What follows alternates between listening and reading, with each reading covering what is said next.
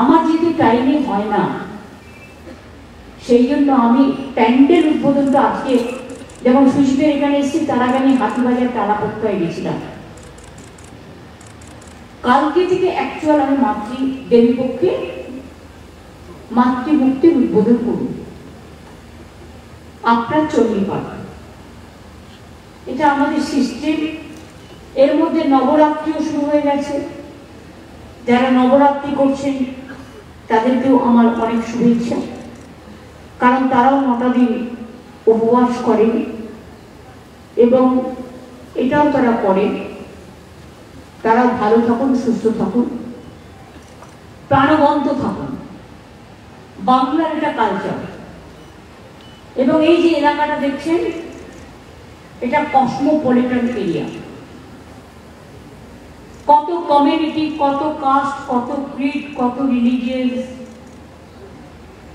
এক একজনের এক একটা ভাষা।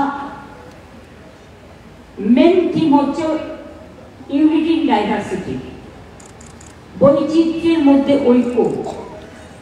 এই একতা গড়ে আপনারা কিন্তু এই পুজোটা করেন, বা যে যেখানে থাকুন না কেন, পুজোর সময় সকলে সব পুজোতে কিন্তু আপনারা মিলিত হন।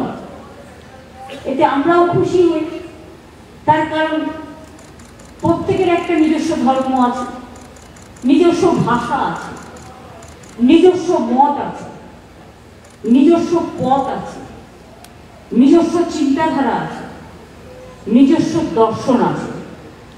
কিন্তু মনে রাখবেন, সবাই যখন সবকিছু ভুলে একটা জায়গায় এসে মিলিত হন, সমবেত হন, তখন কিন্তু সব পথগুলো একটা জায়গায় এসে মিলিত হয়।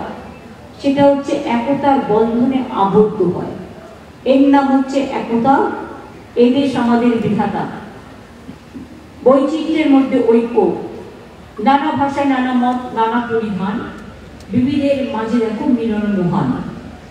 এইটা স্বাধীনতারও গান, নবজাগরণেরও গান, দেশেরও গান, বাংলারও গান। আমরা কেউ মাকে মা বলি, কেউ মাদার বলে, কেউ আম্মা বলে।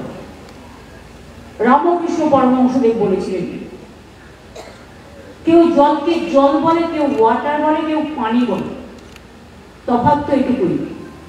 আমি এটুকু নিশ্চয়ই চাই, মাতৃভাষাকে, আমি যখন আমার মাতৃভাষাকে সম্মান করব, অন্যরাও তাদের মাতৃভাষাকে সম্মান করুন, ভালোবাসুন, কোনো আপত্তি নেই। কিন্তু বাংলা ভাষায় কথা বললে তার উপর অত্যাচার করতে হবে, এটাই আমি একমত নই। আমার এখানে পরিযায়ী শ্রমিক বাইরে কাজ করে, কারণ তাদের নিয়ে যাওয়া হয়। দে আর ট্যালেন্টেড, দে আর স্কিলড। আবার 22 লক্ষ আমার বাইরে কাজ করে, কিন্তু সেরকম এখানেও কিন্তু মনে রাখবেন 1.5 কোটি, 1.5 crores, they are working in Bengal. I'm very happy. Of course they have the talent and skill, otherwise how they will work?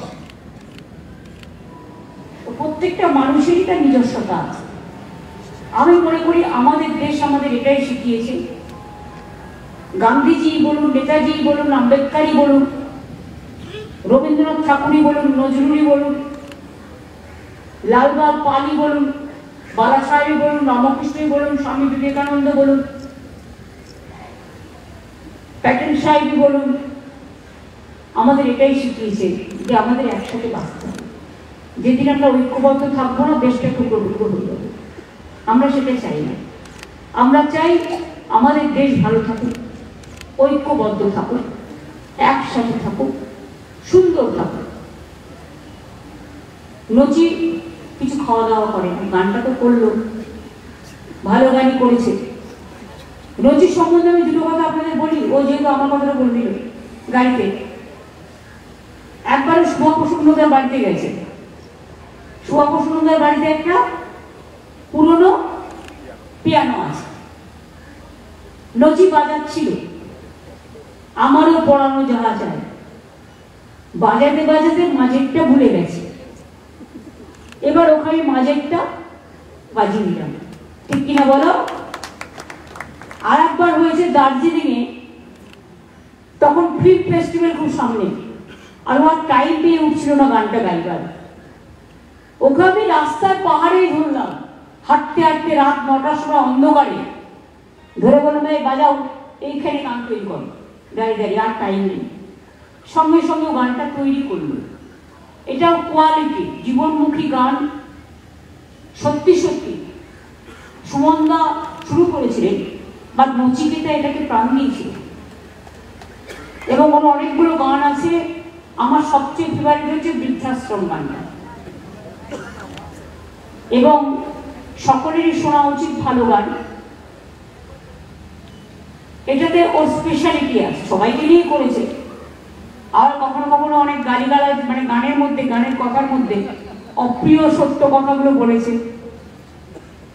কখনো কখনো অপ্রিয় সত্য কথা বললে যদি টনক নড়ে, নজর কাড়ে, এবং সেটা শিক্ষামূলক হিসেবে গ্রহণ করা যায়, তাতে কিন্তু অনেক কাজই হয়।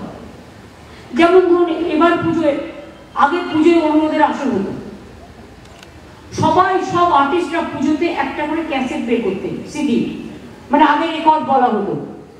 সেই গানগুলো শোনার সময়, শোনার জন্য আমরা ছোট্টবেলা থেকে বসে থাকতাম আর মুখস্থ করতাম। এখন সেই সুযোগ নেই। থিম অনুযায়ী কাউকে না কাউকে দিয়ে গাইয়ে নেওয়া হয়। কিন্তু আমি প্রায় দীর্ঘ 25 বছর ধরে, 25 হবে না, সরি, আমি মেবি 10-11 থেকে অরূপ আমাকে ফার্স্ট ধরে ওর ক্লাব থেকে, যে আমাকে একটা থিম করে দিতে হবে মায়ের উপরে। তখন থেকে আমি পুজোর থিম গানগুলো ওদের করে দিই। তার মধ্যে মা গো তুমি সর্বজনীন, এই গানটাও যেমন আছে, তেমনি এই পৃথিবী একটাই দেশ, এই গানও আছে। জয় মা দুর্গা, জয় মা দুর্গা, জয় মা দুর্গার জয়, জয় বাংলা, জয় বাংলা, জয় বাংলার জয়, এরকম অনেক গানই আছে। এবারেও আমার প্রায় সম্ভবত 17টা গান বেরোবে আগামীকাল, মহালয়ের দিন। তার মধ্যে নচিকেতাও একটা গেয়েছে। আইডিয়াটা হচ্ছে, অনেকে বলে তুই কটায় ঘুম থেকে উঠিস, আরে যে রাত 10টায় ঘুমায় সে তো 4টে উঠবে। আবার অনেকে যদি নাইট ডিউটি করে আর রাত্রি 4টে পর্যন্ত জাগে, তার তো সে সকাল 10টা-11টায় উঠবে, এতে অসুবিধে কি আছে? এই depends on timing, walk pattern. তো নচিকে বললাম একটা গান গাও। গানটা কি? যখন তোমার ভাঙবে ঘুম, ওটাই তোমার সকাল। এই গানটা নচি ক্যাসেটে গিয়েছি, এটা কালকেও গাইবে।